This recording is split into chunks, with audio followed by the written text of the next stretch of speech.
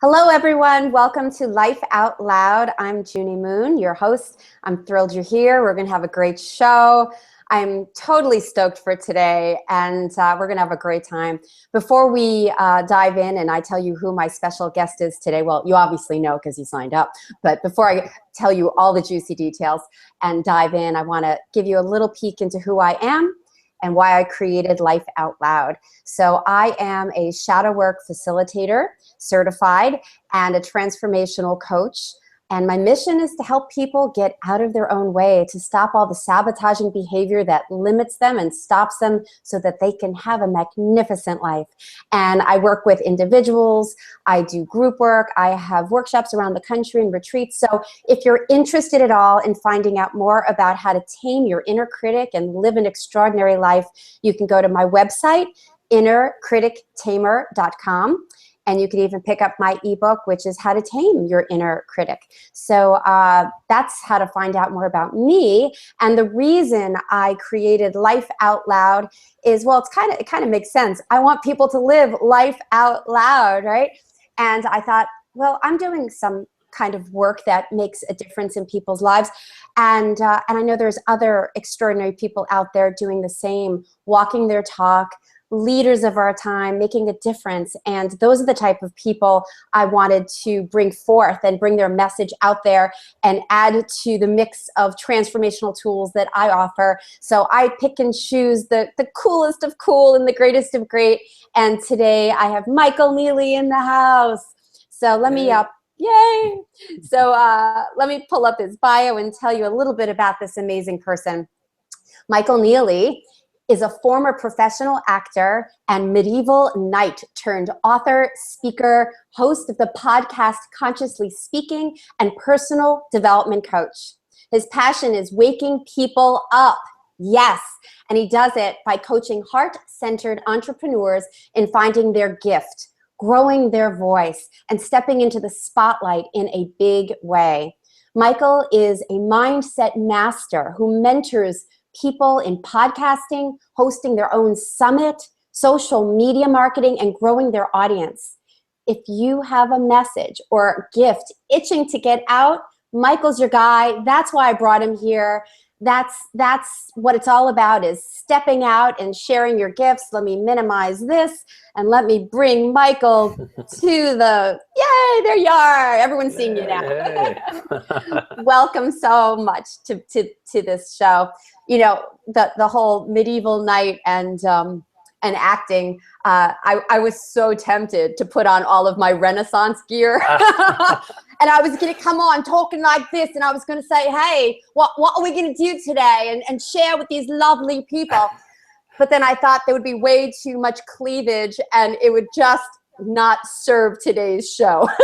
Well, I don't know though, Junie Moon. I just happen to keep a sword right here beside me. So it's always by my desk to remind me. Truly a knight for sure. And I talk to people about having their sword by their side, metaphorically, so that they really can stand strongly and have good boundaries. So let's start at the beginning. Wow, actor, medieval knight, such a different life. What brought you to that life, and what shifted you into the life that you have now? Tell us a little bit about your journey. Yeah, happy to. Well, I started out, my degree in college is in acting. And as I started to pursue that career, I kind of fell into the jousting world. Some friends said, hey, there's this restaurant down in Buena Park that's hiring people or looking for knights. And I thought, well, that's an acting job. Let me go give it a look. And so I started out in my early acting career, fresh out of college, jousting for medieval times dinner and tournament. And I worked my way up pretty quickly through the ranks, became the head knight and show manager. So then it was my job also to hire and train other knights as they opened more locations throughout the United States. And did that for 6 years consecutively, then started jousting for the New York Renaissance Fair while I was pursuing other acting work in soap operas and film and television and stage work in New York.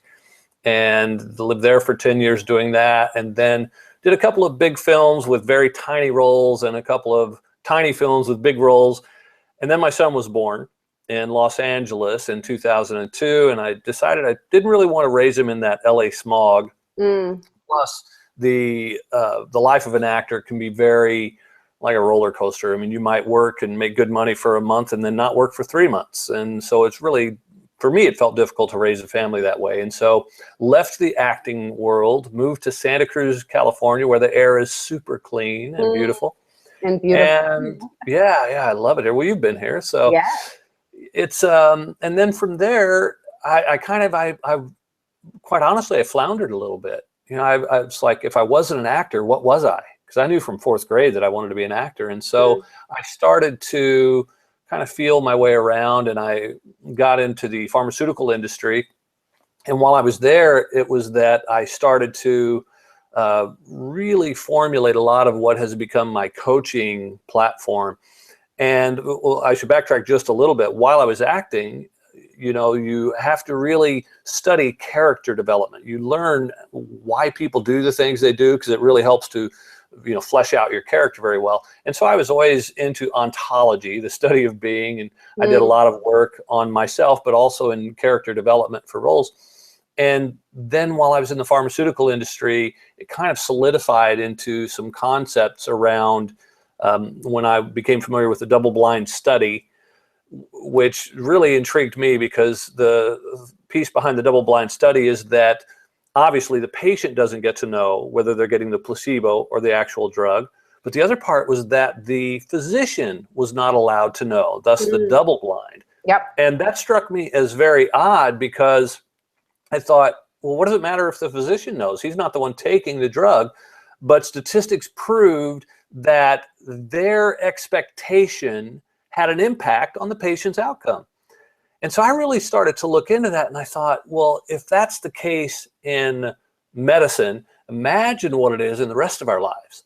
So if I have an expectation of someone to show up a certain way in my life, I've increased the odds of them showing up that way.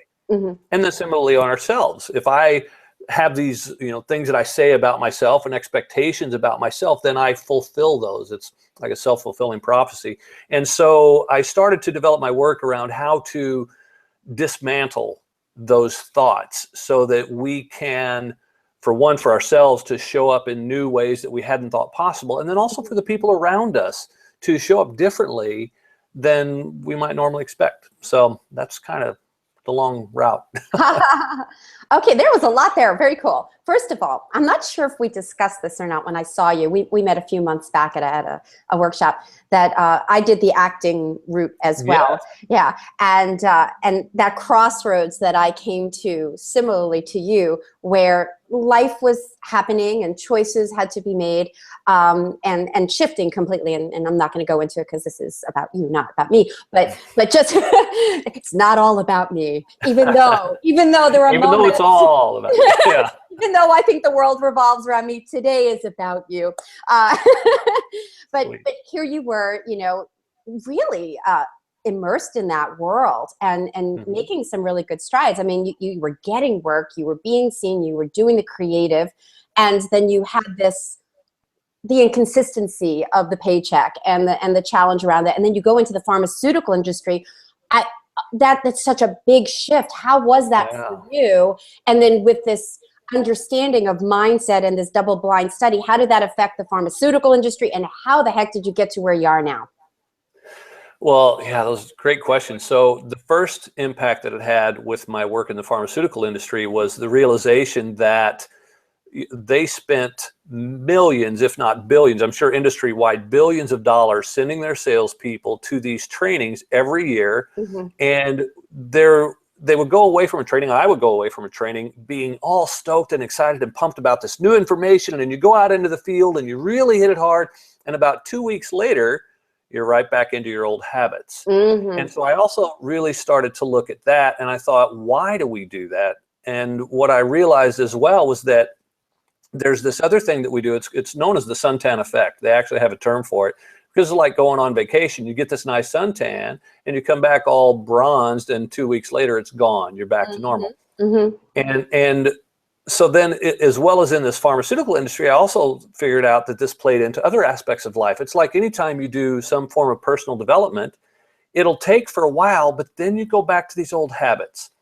And that also helped to formulate more of my process of the book I'm creating right now is called The Art of Forgetting, and I've created a workshop around it, that we still have these underlying belief system that keep things in place. And so no matter what, it's like putting on a new coat over your old coat. And eventually it just gets hot and you take off the new coat and you're back to your old coat. And so similarly, it's like, let's get rid of that old coat first, then put on the new stuff from kind of like a clean slate so that things will stick better. And so that kind of happened for me as well during that process. And so I started to apply that in the pharmaceutical industry, and I found it to be very effective in a combination of changing my expectations, but then also erasing all of my old past stories. And so as that started to blossom, I started processing the ideas for my book, and then shifted out of pharma, started coaching more about the aspect, and then I started my podcast. And so it's all kind of like been building steam towards this, however it's going to erupt, that's yet to be seen, but that's what's happening. Yeah. I hope that answered the question. Yeah, that was great. And it's certainly in line with what I believe strongly, which is unless we uncover our belief systems and the underlying belief systems and the limiting belief systems that are creating the reality we have, we can take any workshop we want. We could read any self-help book, do all positive affirmations. I mean, they work to a certain extent. They can get, as Tony Robbins would say, it gets us in state. It helps us to stay focused and make some really positive changes in our life. But as you said, you know, once that outer coat of excitement and positive thinking kind of gets withered away, those old belief systems, if we haven't uncovered them and looked at them and shifted them, they are running our show. And with sales, I work with a lot of people in sales, and I say, you know, you could say all the right things and believe in your product, but if underneath you're scared you're going to not make the sale, they're going to say no, you feel like maybe you're not going to say the right thing, whatever's underneath it, the insecurity and the fear, that's going to come out energetically, and it impacts everything. How they perceive you, how you're showing up in the world. I mean, we have to get to the core of what's underneath. So I love the suntan effect. I love that concept. That's so great. Yeah, thank you. Sure. So where are you with this Art of Forgetting book? I actually saw it on your website. I saw, you know, a little bit of what you wrote about. That's exciting. When can we get that out there? Well, yeah, you know, this is the thing. I keep putting it out there like November. That's my deadline, my goal. Okay. But seemingly it keeps getting pushed back because I'm also doing all this other more hands-on work, and it feels like that's often more important than sitting down and writing this other stuff. And so I keep putting it off. But it would be ideal if I could have it out by November. It's mostly complete. I really need to work with an editor to massage it and get it finally ready. And yeah, so we'll see. I'm hoping for November. That's great. One of the other things that, and I'm looking forward to that, one of the other things that I read about you, about the acting shift into the next chapter, so to speak, of your life, was how it was giving a lot to you, but it wasn't allowing you to give in the way that you wanted, or that serving aspect. And so you live that life, and now you are such a man of service. You have your podcast I want you to talk about, and all the ways you're influencing people.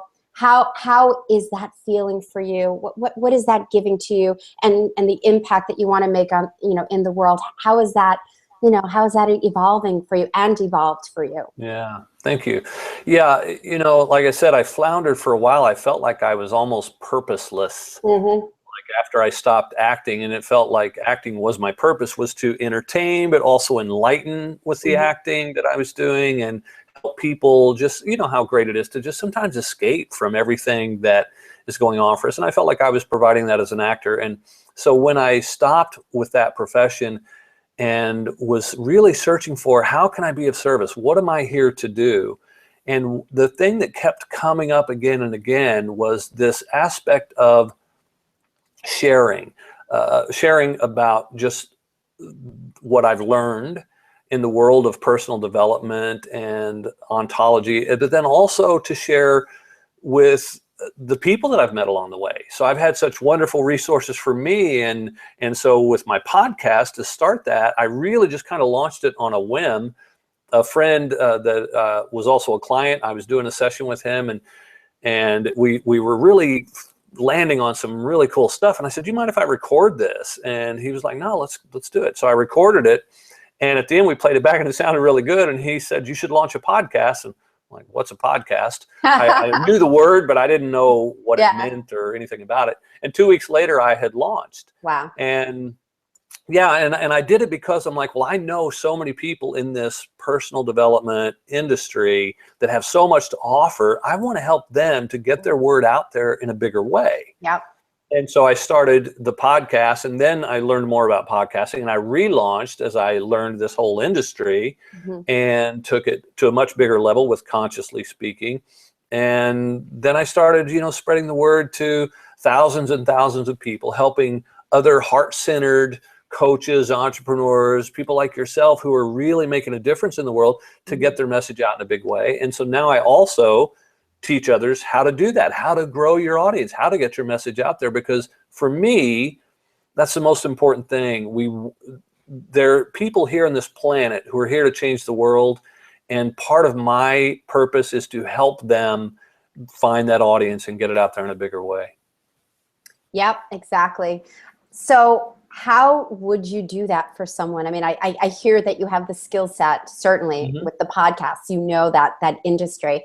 And here you have shifted your identity completely from actor to what you're doing now. So for somebody that has this stirring inside of their heart, wanting to make a difference, wanting to bring their gifts forth, I mean, I work with the stuff that gets in their way. Let's say that, some of the stuff is out of their way.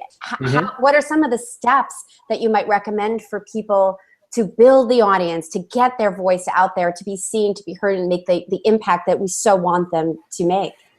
Yeah. Well, it kind of, I think, starts where, like you said, if you've helped them to get rid of these limiting beliefs and they're now at a stage where they're opening up and blossoming into that.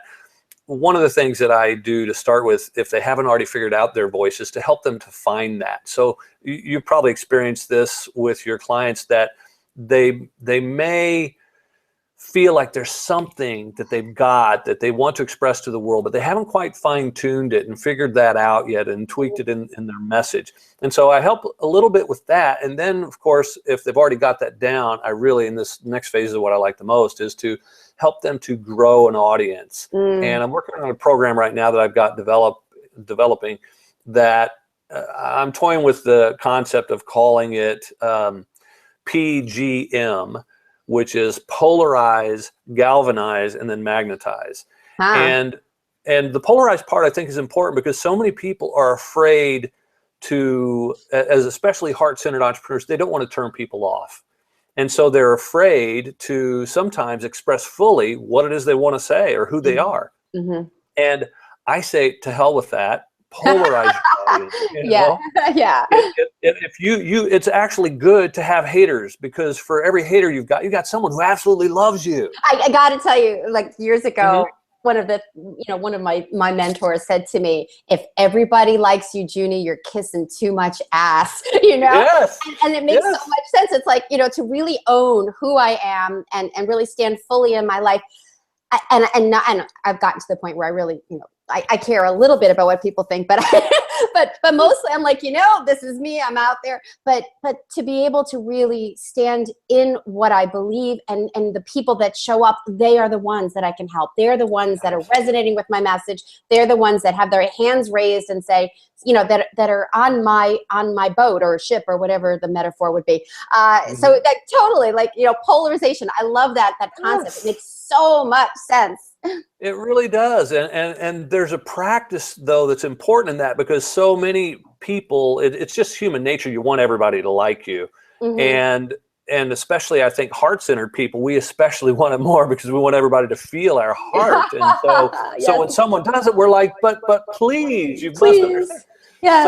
So I'm like, please love me. I love you. Yeah, let's just have a love fest. But we're not going to get much accomplished if we're all trying to be careful and not really stand in our truth. Because if we're too careful, we're not really making the impact that we want. We're not using our gifts to the fullest. We're being too cautious. That's not going to serve anybody. So polarize. That's the first step. And cool.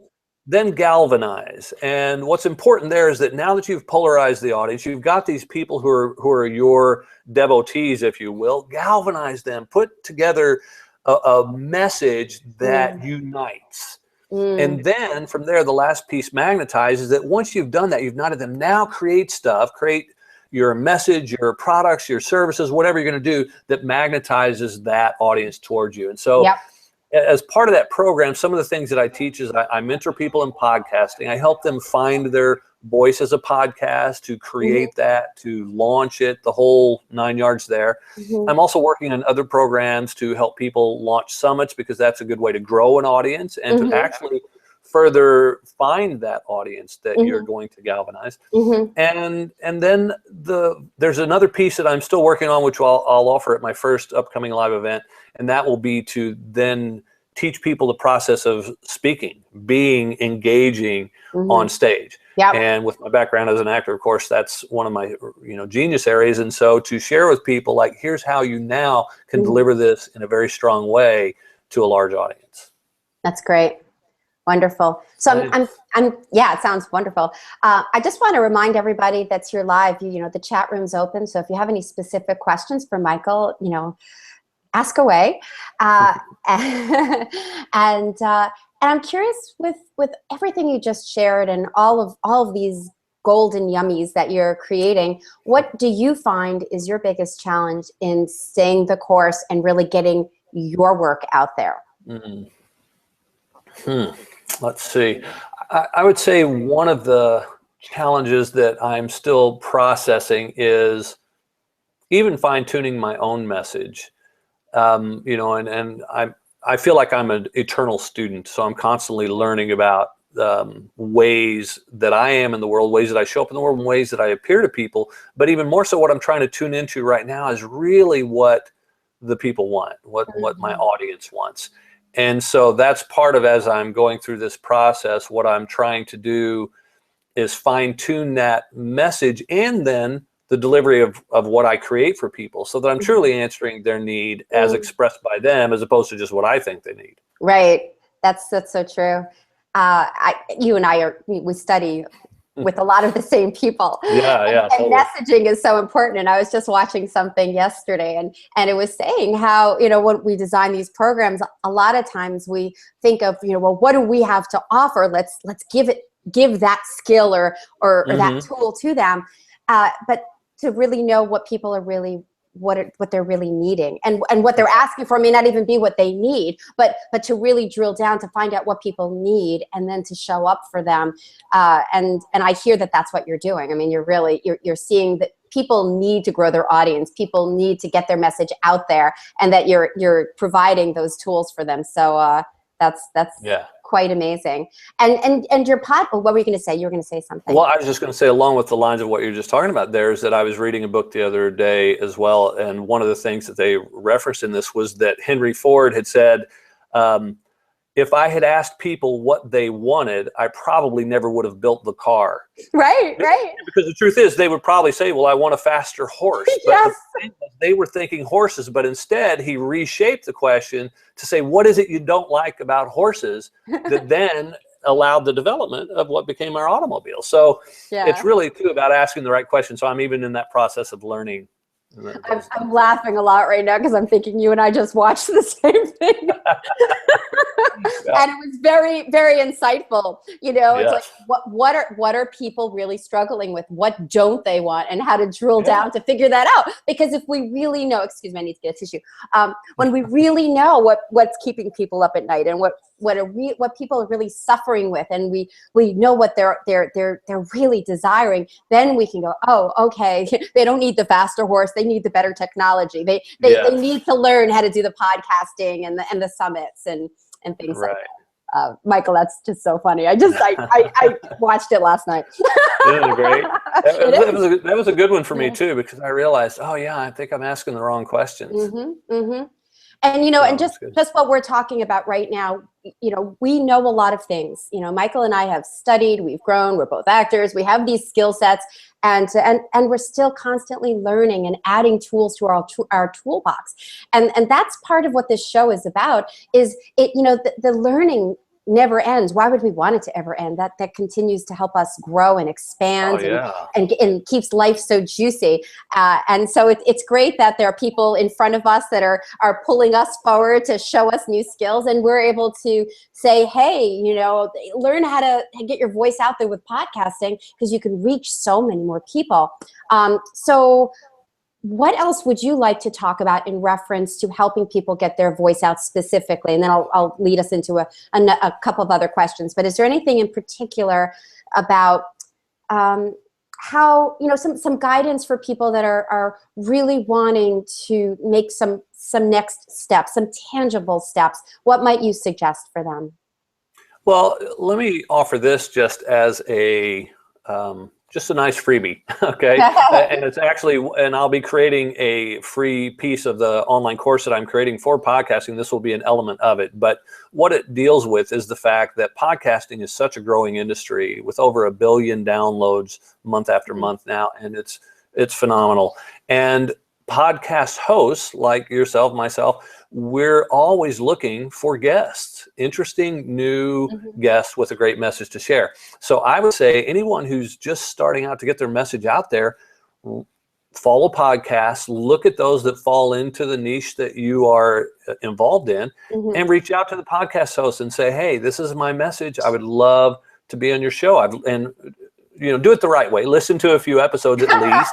Yeah. Be sure it's a match. I've had people approach me to be on my show, and I'm like, you haven't listened to my show, have you? We're not a match at all. Right. But be sure that you're a match, and then reach out and start to get that exposure, because even if it's a new podcast with a small audience, if you do enough of these, you're starting to really grow this tribe. Yep. And so it's a great, easy, free way to get more exposure than you had before. So that's a thing I'd highly recommend. Yeah, that's great. And that, and again, that's another beautiful thing, whether it's with podcasts or anything, reach out to people. You know, we have to do this together, guys. I mean, you know, no one's an island, and everybody, you know, learns from each other, and we hold each other's hands. So, you know, you find people that are resonating with you. I mean, you know, Michael and I, we have similar hearts and intentions, and, you know, we clicked right away. And I'm on his podcast coming up soon, and you know, you'll hear more about that. But, you know, to really reach out to people and do your research, but it also comes back down to, like, what is your voice? What is it you're trying to bring forth, and how do you want to do it? So Michael has all these yummy ways to get out there and build your audience. And in fact, he's got a special offer for you. I'm going to pull that up, and if you want to tell them about the free session that you'd like to offer them, I'm going to let people click it if they'd like right now. Cool. Well, what I'm offering right now, and I wish I had more to put out there, but I've got so much in development, but this would be a good way to start, and that is to sign up for a discovery session with me. And in this discovery session, we'll spend 30 minutes, and it's not, I want to be very clear with you, it's not a selling session. I'm not there to sell you on anything, but in those 30 minutes, I really want to help you hone in on what it is that perhaps your message is, or if you've already got your message, how to take it to the next level to get it out there, or if you've already got an idea for a podcast, if you need some support on that. But the 30 minutes would be very fast-paced, honed in on what it is that you need the most, so that we can really help you to the next level. And then if at the end of that you feel like, wow, Michael really has a lot to offer and I'd love to work with him, then we can talk about that separately. But mainly, just pick my brain for 30 minutes, I'll be yours. And that's a discovery session that you can access on the link that you'll find right there from Junie. Yay, it's right there. I'll keep it up for a little while. And tell them your website also. So if you want to look at all the different things that Michael's doing, and you know, get access to his podcast, which has so many juicy interviews, what's the website? It's michaelneeley.com, and that's Michael, the normal spelling, Neeley, Neeley.com. Great. And I got to say too, Junie Moon, and I'd love, by the way, your input at this on this at some point. But I'm really feeling I'm in the process of redeveloping my website, because I feel like it's not really up to date with all of the different aspects of what I have to offer. And the podcast has been, because I think yesterday I posted episode 296. So it's really inundated with a lot of the podcast stuff, but it doesn't cover a lot of these other coaching elements. So I'm working on revamping that, but hopefully people can get enough from checking it out for now to see kind of a feel for what I'm up to. Awesome. Definitely check it out. He's got some really amazing podcasts there. And I think, it's just good to, scroll through. I mean, we go through different things in our life, day to day, there's things that are moving through us. And when you find a source like Consciously Speaking and you're feeling whatever it is you're feeling and you scroll down, you're like, boom, that's what I need to listen to today. That's who can guide me today. And that's what you and I do. I mean, that's the same thing with Life Out Loud. My website, I'm getting the big scroll down. I've been doing this a year. So there's a lot of different messages and flavors. Sometimes people are just not feeling physically well. So they go, wow, there's a show on nutrition and how to maximize, our wellness. I mean, so absolutely. And I'm happy to chat with you more about what you said about your website. So that's cool. Thank you. Guys, we're still growing. You're still growing. I think it's so important to remember that and to have some gentleness and compassion around that. I know just this morning I did a quick little video on a live Facebook because, my inner critic was bashing me a little bit about, like I should have done this, I could have done this, but I noticed it. I noticed it right away and I shifted it. But if we don't notice those things, it gets in our way. So, gentleness, compassion, the journey is a journey. And right now we only have this moment, so let's make the best of it. So, so Michael, where else should we go with you right now? What would you like to discuss? Gosh, I don't know. That's kind of a wide open question there. Let's see. What would be something? Well, do you still act at all? I mean, I know that's not necessarily on point with your voice, but I know as an actress, I still am, I take my acting skills, my ability to speak in front of people and connect with people, but I still do my shows here and there because to me, it's also a service to bring joy and laughter or thoughts, for people. Do you still do that? Yeah, it's interesting. My first thought when you mentioned that was like, well, I don't really do that anymore. But then I just remembered that a friend of mine, one of my best friends over in the UK, he has a company called Juiced Learning, and they teach businesses about safety culture. And so he hired me to do some acting work because they do it very interactive. And so I flew to New York and Tennessee, I think it was back in April, to do some work with him and his company performing this character throughout. And now I'm going to be doing some more work for him come October for 10 days out in Florida and Los Angeles. So, so yeah, I still act and I still get paid for it, but it's just not the same. I'm not doing shows, which I miss every time. You're probably like this too. You go see a show and you're like, oh, I want to be on the stage. Oh my God, I know. And yeah. I keep looking at my schedule and I actually just moved. So I've moved closer to one of the theaters I've belonged to for like 22 years. And I looked at the season. I'm like, okay, my fall is completely booked. But next spring, and then of course spring comes, and I'm like, do I really want to take 3 months of my life to a play when I have all these other things? I mean, but that's to me what this is about too. Is what are we being called forth to do? Like I have such a hunger and passion to do the work I do that it's got to be a friggin' awesome role and a great show for me to slow down this mission to do that. But I also know that I've got to feed, my creative soul and have fun and find that balance as well. Oh yeah, you're absolutely right. Look, I wish I could do like what you're doing and even consider doing one of those roles. And as a matter of fact, I did a couple of years back because we have here in Santa Cruz, we got Shakespeare Santa Cruz, which is quite good. And I contacted the artistic director and had a chat with them about, what might be some possibilities. And when I found out the time commitment, I was like, nah, maybe not. I know. And you have a family and, my kids and everything. But I mean, it's like we have to really pick and choose, where we're going to put our time. But we have to find that balance. Sometimes I think I'm allergic to this show. I always have a runny nose. I mean, what is it? Is it the bright lights, big city? I don't get it. So I'm curious a little bit about the podcasting world because I really don't know much about it. There's obviously some tech involved. You obviously have to have a microphone, that works beautifully. I mean, my God, look at that microphone. That's amazing. But you have to have some tech set up. And then it goes through iTunes, and then how do people find you? Like, I know the internet, I know the, Facebook. How do people find podcasting? How do you actually reach people once you've created this vehicle and this interview?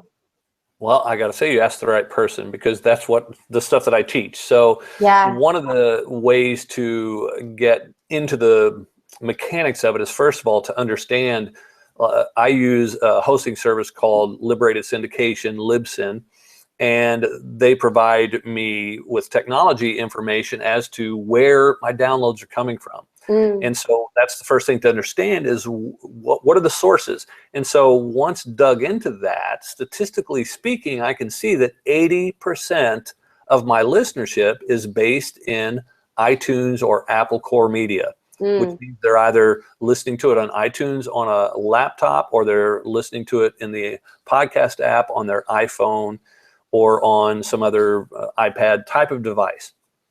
Knowing that, then that shows me the significance and how important it is for me to be ranked highly within iTunes.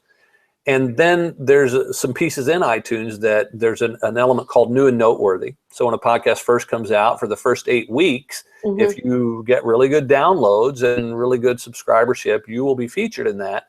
And that exposure then goes to anybody who's looking in that category. They see, oh, what's the new and noteworthy podcast? Boom, they see you there.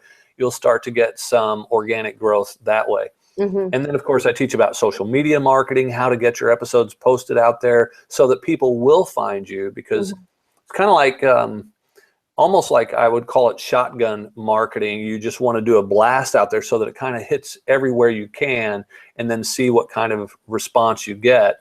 And then later I teach techniques too about how to do more precision marketing and dial it in by getting stuff in magazines that are, your listeners, like, for instance, Consciously Speaking, Shambhala Sun would be a good magazine, for instance, that I know people are who read that would probably be good listeners for my show.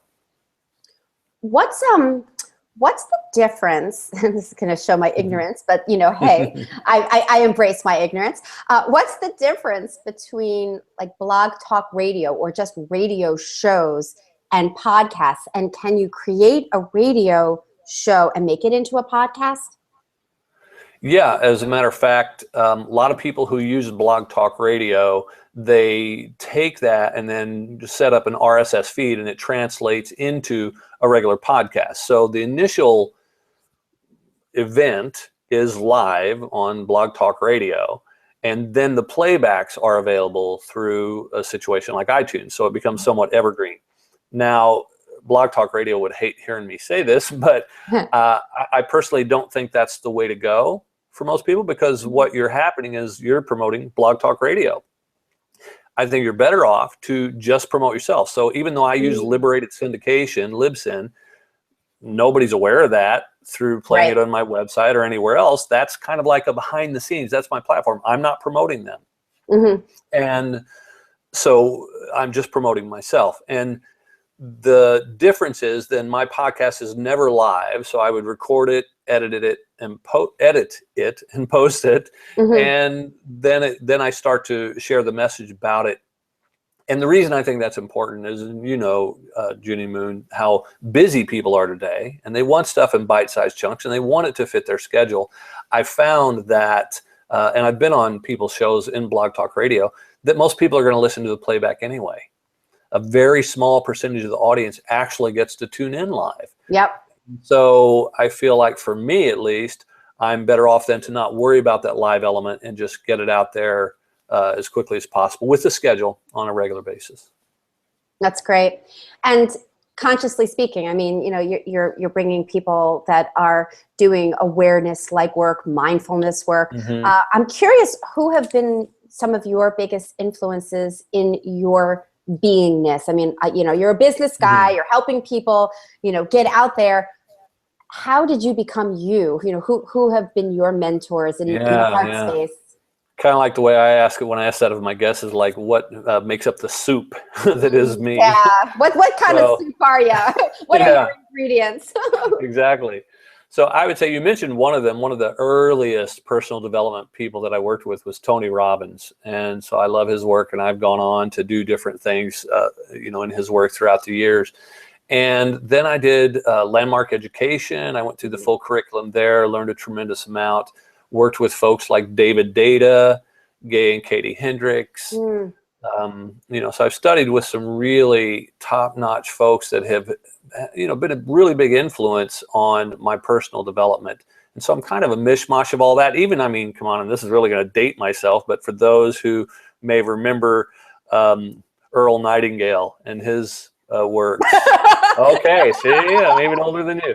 I guess you're a few years older, maybe a few minutes. He was pre-Tony Robbins. Okay. So, yeah. Yeah, so there are some old greats. Og Mandino, some of his books are just phenomenal. And so, yeah, it's kind of spanned quite a bit. So what inspires you now, and what keeps you going? What inspires me now, and I love that question because something just happened yesterday. It was really cool, and it's kind of just is a taste, no pun intended, which you'll understand in a moment, of what inspires me. But I recently did the Conscious Life Summit. And I'm inspired by supporting people in their own personal development and evolution. And the thing is, kind of like what we do, you and I, is that, well, at least within this platform, like my podcast, I don't know who's listening. I'm talking to the void as far as I know. So when I get feedback from someone, that's super inspirational to me, to like, someone heard, someone was impacted. And so the reason I mentioned the summit was one of the episodes of the summit was a piece on life purpose and being conscious about being on purpose. And during that conversation, we talked about like, hey, whatever your passion is, it could be whiskey came up. And so we talked a little bit about whiskey, and it just so happened I love whiskey, and I consider myself somewhat of a connoisseur. And I had Whiskey Magazine happened to be sitting right near me. And I said, yeah, people who may have a passion for whiskey could write for Whiskey Magazine, be a blogger, work in whiskey sales. There's so many jobs in that industry, even making whiskey. And I just got in the mail yesterday, it was so beautiful, a package from FedEx that I had to sign for because you had to be over 21. And I thought, oh, it's a wine delivery because I belong to also a bunch of wine clubs. And pop it open, and it was this beautiful bottle of whiskey, handcrafted, that I'd never heard of before, from Colorado. And there was a note from a guest saying how much they enjoyed the summit. And it was anonymous. They didn't even give their name or anything, but just said, I liked, and since you talked about whiskey, here's this thing. And I was just really touched and moved by that someone out there listened and heard, and it had an impact. So, yeah. That's just so beautiful. Actually, I just had a similar experience. I have never had this happen to me. I got this box on my front steps just last week. And I'm like, did I order something? I really don't think I ordered anything. And I open it up, and there's a card in there. And in the card was a new client of mine. And she said, you've made such a difference in my life. My life is so dramatically changed, and I just am so grateful.